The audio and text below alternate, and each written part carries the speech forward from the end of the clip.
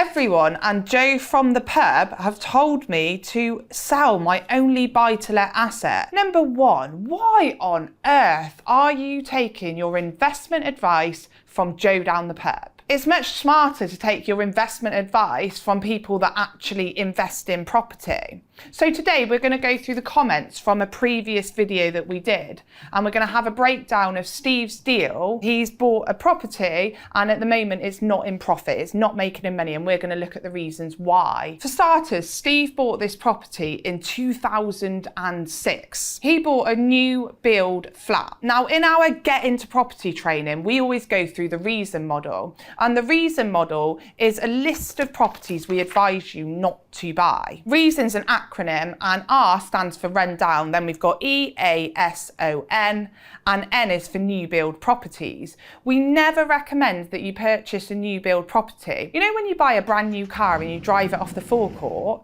immediately that car goes down in value.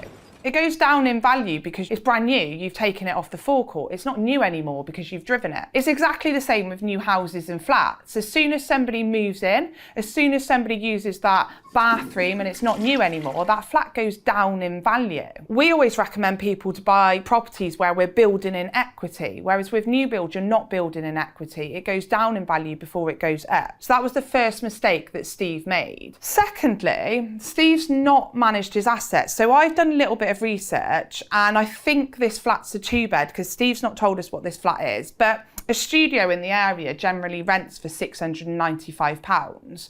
A 1-bed flat in the area rents for £745 per month, and a 2-bed flat rents for £750 per calendar month.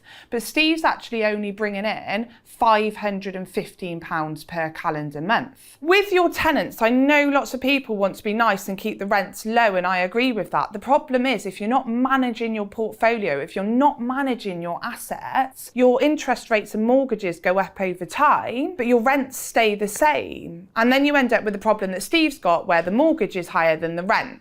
So one thing that Steve could do to get him out of his problem is to put the rent up to near market rent. Steve, I know I'm being really direct, but I just want to say, first things first, well done for getting into property in 2006, because you've taken the step that lots of people haven't taken. And once you solve the own problem in your property portfolio, who would be better to go out there and help other landlords in a similar situation to you? I'm being frank with you because I believe these problems are fixable. So just to recap, one way that we could solve this problem is to get the rent up to market rent. The other thing with property is it's always safety in numbers. And what I mean by that is if you had 10 properties in your portfolio, if you've got a problem with one property, a boiler breaks, you end up with a bad tenant because that's what can happen in business, the other 9 properties would cover that. Now I know you might be sat there, and some others of you watching as well might be sat there in your negative mindset, but with the right education, with the right network around you, attending webinars to understand further how you can fix your problems in property and become a success, these are all the right steps that you are taking, and you just need to implement the advice that's being given to you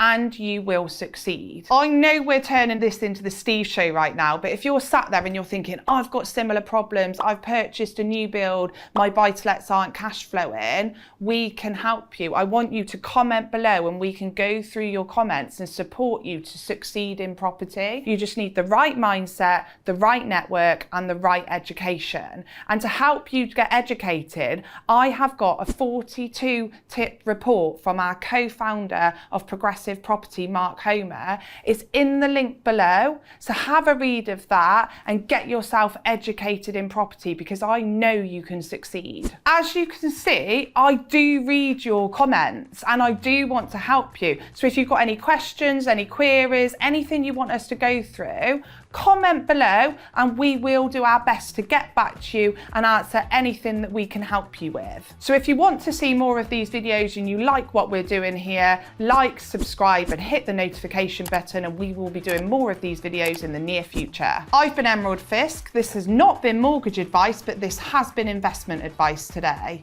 See you on the next one.